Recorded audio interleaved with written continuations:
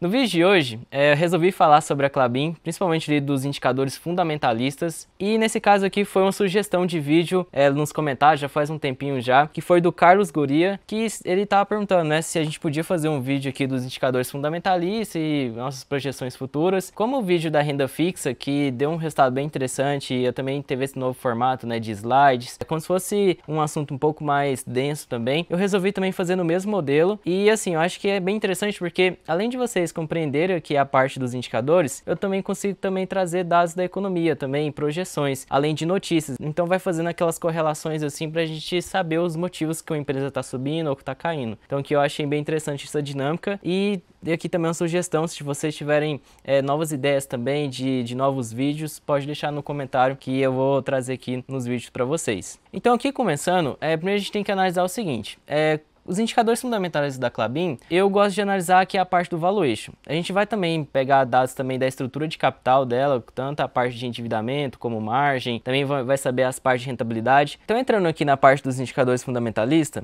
eu gosto de pegar mais a parte do valuation porque muitas pessoas utilizam o preço sobre lucro e o preço valor patrimonial para indicar se a Klabin está um pouco mais descontada. Só que isso aqui é um grande erro, por quê? A Klabin historicamente apresenta lucros mais voláteis, né? Não é tão consistente assim ao longo do tempo, porque ela tem muita volatilidade devido à celulose, né? Porque, antes de tudo, a Klabin é uma empresa que exporta commodity, né? Não é a maior parte dos resultados, que eu também vou trazer essas informações para vocês, mas mesmo assim ela vende celulose. Então até a matéria-prima para fazer os papéis é a parte da celulose. Então sim, se tiver uma volatilidade dos resultados da celulose, isso também impacta um pouco a Klabin. E outra coisa, ela é uma empresa nacional, então ela também exporta. Então às vezes você pode ter variação cambial, que eu também vou trazer dados sobre isso. Então qual que é a ideia que eu quero trazer nesse vídeo? O PL e o preço valor patrimonial não é algo assim que seja interessante você analisar. Geralmente é interessante você analisar o EV sobre EBITDA ou o EV sobre EBIT. O EV quer dizer Enterprise Value, que é simplesmente o valor de mercado da empresa mais dívida líquida. Quer dizer que é o total que o investidor tem que pagar para levar toda a empresa, que aí você considera tanto o valor de mercado como também a parte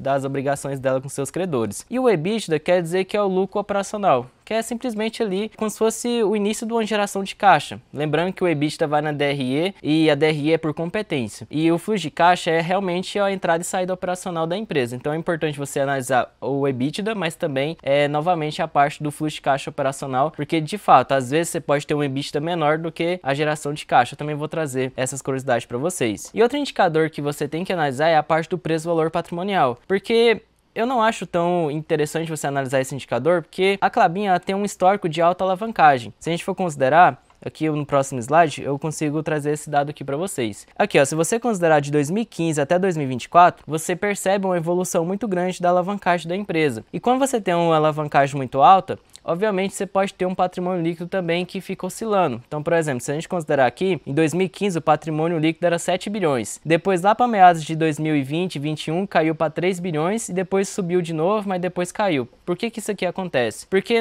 no cálculo do patrimônio líquido, a gente sabe que é a relação entre ativo menos passivo. Então, como a empresa está se alavancando muito, obviamente ela tem uma obrigação maior com seus credores. E essa obrigação fica na parte do passivo. Aí depende dessa dívida, pode ficar tanto no passivo circulante como também no passivo não circulante. Geralmente a Klabin trabalha com endividamento de longo prazo. Então qual que é a ideia aqui? Às vezes você analisando a parte do preço valor patrimonial, você pode ver momentos que o patrimônio líquido está muito reduzido, que é o que estava acontecendo aqui, ó. Se você considerar aqui no início desse ano, o patrimônio líquido deu uma caída. E o que aconteceu? Aqui o preço valor patrimonial vai ficar muito acima das médias históricas. Tanto que até a métrica de precificação do Benjamin Graham, ele só considera até 1,5 vezes patrimônio líquido. Então se você simplesmente só vê a oportunidade em empresas que tem até 1,5 vezes preço valor patrimonial, você já iria esquecer aqui a parte da Klabin. Então essa era a curiosidade que eu queria trazer para vocês, porque o que acontece? O problema da empresa não é ter dívida, mas sim como elas são estruturadas. Então você tem que analisar o custo, a amortização, a solidez do caixa, porque, por exemplo, a Klabin ela se endivida muito porque ela consegue ter fatores que ajudam ela a se alavancar, mas de uma forma muito saudável, que eu também vou trazer essas informações nos outros slides. Então, olhando aqui as informações da Klabin, nesse slide, a gente percebe alguns fatores muito interessantes. Então a empresa hoje ela tem um endividamento total de 40,8 bilhões, esse aqui são resultados do quarto trimestre de 2024, e ela tem um caixa de 7,5 bilhões, que aqui ela considera só o caixa, né? Mas tem essas outras categorias aqui que pode ajudar também a parte do caixa dela. Então fazendo 40 menos esses 7,5 bilhões, você tem um endividamento aqui próximo de 33,2 bilhões, ou seja, é uma alavancagem que a gente considera alto. Só que quando você pega aqui a parte do cronograma de amortização, a gente percebe que a empresa tem um caixa muito robusto, ou seja, ela consegue pagar tanto as dívidas desse ano, de 2026 e também 2027, tanto que até ela escreve aqui, ó, que ela tem 32 meses de cobertura da dívida só em relação ao caixa. E outra coisa também que é importante a gente analisar, aqui ela também coloca esse quadrinho, né, que mostra que a maior parte da dívida dela é pro longo prazo, mas a gente também tem que analisar o custo dessa dívida, porque, por exemplo, ó, no quarto trimestre de 2024, o custo aqui na moeda nacional, em real, subiu um pouquinho, né, sai de 8,8% no terceiro trimestre de 24 para 10,1%,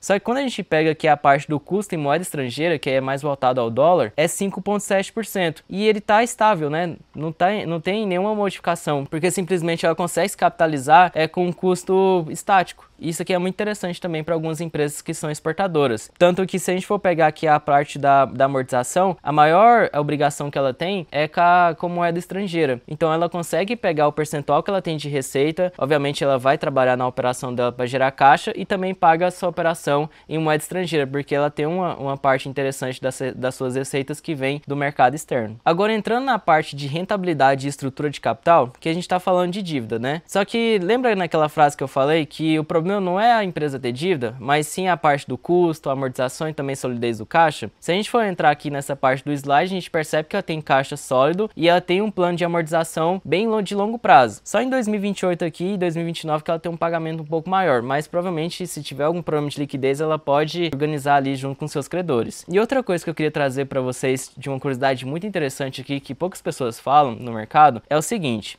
toda empresa tem custos. Então você tem custo operacional, você também tem um custo de produção. Então, se você dividir a DRE por custos, você também vai encontrar o custo financeiro, que fica a parte lá das despesas financeiras. E aqui é o mais importante dentro da Klabin, porque quando a gente vai estudar sobre estrutura de capital ou alocação de capital de forma eficiente, a gente tem que analisar dois indicadores, que é o ROIC e também o WACC. De forma bem simples, o que seria um WACC? É o custo médio de capital ponderado, porque você vai trazer o custo do capital de terceiro, que a gente já sabe aqui que é algo em torno de 5,7% em moeda estrangeira e 10,1% em moeda nacional. Então você vai fazer esse cálculo do WACC e você vai considerar também o retorno sobre o capital empregado no negócio, que no caso da Klabin está dando 9,21%. Esses dados aqui eu peguei o consolidado da UVP Analítica. Talvez no relatório da empresa esteja um pouquinho diferente, mas não vai fugir muito do cálculo não. E qual que é o importante? É interessante que o ROIC seja maior do que o WACC, porque assim você está gerando valor para o acionista.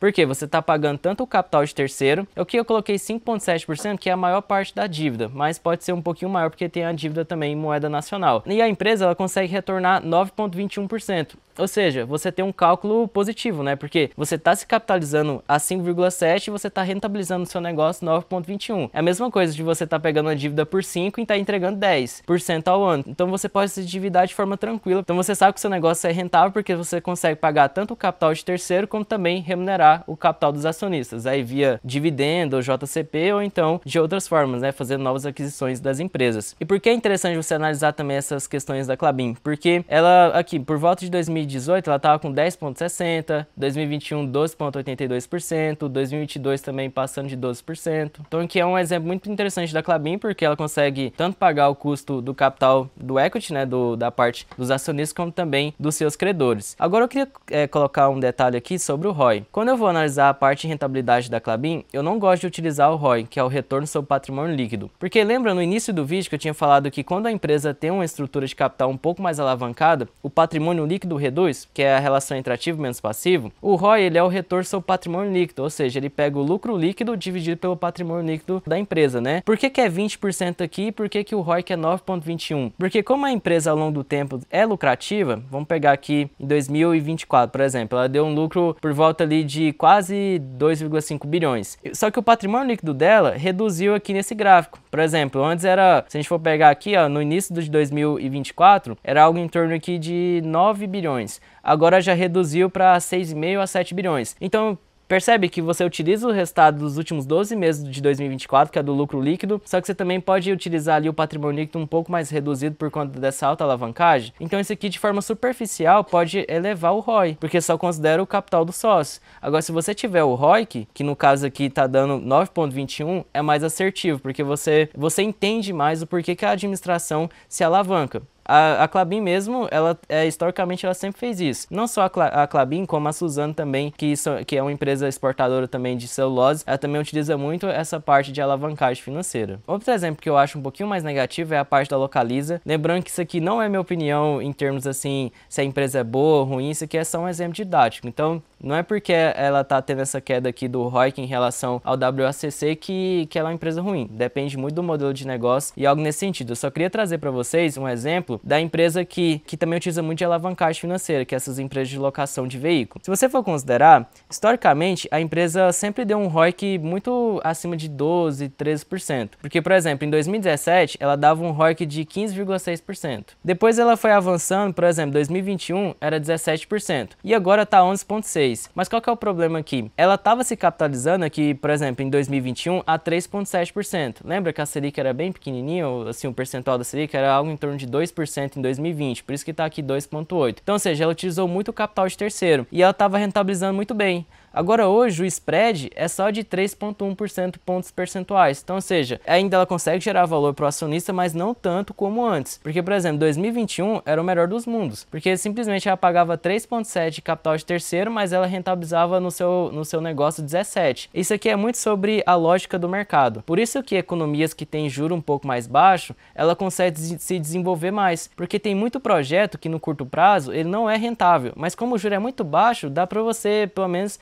uma empresa queimar um pouco mais de caixa no curto prazo para tentar ganhar muito no longo prazo. Porque, por exemplo, igual, na época que em 2017, ela utilizava só 5,1 bilhões ali em relação ao capital de terceiro. E agora ela aumentou aqui para 47,7. Então você percebe que essa estratégia estava fazendo muito sentido para a Localiza. É uma pena porque agora o juro está um pouco mais alto, o custo ficou um pouco mais alto, mas essa estratégia aqui era muito interessante. E aqui já a parte da estrutura de capital da empresa, a gente percebe que a dívida líquida sobre EBITDA é alta também, 2,65, a parte aqui do PL é 1,23, então também é uma empresa que utiliza muito do capital de terceiro para rentabilizar dentro do seu negócio. Agora entrando aqui na parte mais dos resultados da Klabin, eu queria trazer uma curiosidade para vocês na parte aqui dos resultados dela. Porque a Klabin é uma empresa muito verticalizada, ou seja, ela consegue tanto ter a parte da produção da celulose e simplesmente exportar a matéria-prima, como também fazer a parte da industrialização. Tanto que ela trabalha tanto com a parte aqui de cartões, embalagens, tem outros modelos aqui também, outros produtos. Só que hoje a celulose representa pouco menos ali de 40% do resultado dela, isso aqui é a parte das vendas. E ela tem um percentual no EBITDA, que é o lucro operacional, de 44%, com a margem muito alta, de 48%. Ou seja, a margem é alta e o percentual também no valor total do EBITDA também é alto. Então, nesse caso, isso mostra que ela também é um pouquinho dependente da celulose. Não tanto como a Suzano, que a Suzano, mais de 70% da receita dela é só para exportar a matéria-prima. Só que o interessante da Klabin é que, por exemplo, aqui no quarto trimestre de 24, ela exportou 45% para o mercado externo, provavelmente foi só a parte da matéria-prima, e ela tem aqui no mercado interno 55%. Por que isso aqui é interessante? Porque, por exemplo, aqui, ó, se a gente pega o preço internacional da celulose, a gente percebe que ao longo do tempo tem caído, né? Ela chegou ali algo em torno de 7.500 dólares ali por volta de 2022, só que agora tá algo em torno de 5.500. Só que o que acontece? Quando a Klabin sabe, por conta que ela é verticalizada, quando ela percebe que não tá tão atrativo exportar a matéria-prima, ela vem aqui e industrializa. Então, por esse motivo que talvez hoje o mercado interno seja mais competitivo do que simplesmente exportar a matéria-prima, né? Porque você está vendendo um produto sem nenhum valor agregado, né? Simplesmente você pegou da sua produção, dali da parte das árvores também, e exportou. Então não tem nenhum valor agregado em relação a isso. Por mais que o dólar esteja compensando, né? Se a gente considerar que o dólar médio que era 5,84 e o final de 6,19. E agora chegando bem no finalzinho do vídeo, isso aqui também é só mais uma curiosidade, eu queria passar uma mensagem para vocês em relação ao seguinte, quando for analisar empresas exportadoras, vê os resultados na DRE e vê também na parte do fluxo de caixa. Porque aqui na Klabin, se você for analisar aqui a parte da DRE, você percebe que aqui o EBITDA ajustado está algo em torno de 1,8 bilhões. É um EBITDA muito interessante. Só que quando você entra aqui na parte do fluxo de caixa, você percebe que a empresa gerou algo em torno de 2,2 bilhões. Aí depois você tem aqui a parte do imposto de renda, aí bem que no finalzinho é o caixa líquido, que ficou pouco mais de 2 bilhões. Bem superior ao que aconteceu aqui no EBITDA. Por que isso aqui acontece? Porque às vezes aqui na DRE você pode ter algumas variações só de forma contábil. Tanto que eu até coloquei aqui um destaque maior nessa parte aqui, ó, de variação a valor justo dos ativos biológicos. Como a Klabin ela tem a parte ali das florestas dela, as fazendas, acaba que às vezes ela tem que fazer ajuste ali, porque por conta de exaustão, por conta também de uma possível depreciação do seu solo. Geralmente quando a gente está falando de contabilidade do agronegócio, não existe a depreciação, mas existe a exaustão do solo. Então talvez pode ter acontecido isso, ela teve que fazer uma nova avaliação dos seus ativos. Então aqui, ó, por exemplo, só nessa avaliação novamente, teve aqui uma perda de mais de 550 milhões de reais. Só que isso aqui não tem um efeito caixa, porque se você for considerar, aqui você tem também outras variações aqui que foi considerada dentro da geração de caixa. Então, às vezes, a Klabin tem muitos resultados devido a algumas variações. Por exemplo, aqui, ó, variação cambial de ativos. Aqui ela tem um resultado positivo em 234,6 milhões. Então, isso aqui tudo entra na parte da operação também. Então, é importante você analisar a parte da DRE, como também a parte da geração de caixa operacional. Então, finalizando aqui o vídeo, eu espero realmente que tenha gerado valor, que também pudesse trazer maior conhecimento e maior clareza também em relação à Klabin. Queria agradecer pelos comentários, também as sugestões de vídeo. E se esse vídeo te agregou, queria pedir que vocês pudessem compartilhar com outras pessoas também, conhecer um pouco mais do nosso canal, que tem crescido, mas acredito que pode também crescer muito mais. Então seria isso, queria que vocês deixassem também um comentário, alguma outra sugestão, que eu vou trazer mais detalhes também de algumas companhias. Lembrando que nada que eu falo aqui é uma recomendação, é só uma ideia mesmo de vídeo também, é uma ideia mais didática para vocês compreenderem mais as empresas. Que o mais importante é entender o modelo de negócio. Entendendo o modelo de negócio, você vai entender também os motivos que a empresa subiu ou caiu na bolsa, né? Que é o mais importante, você entender ali o porquê está acontecendo isso. Então seria isso, até mais. Valeu, obrigado.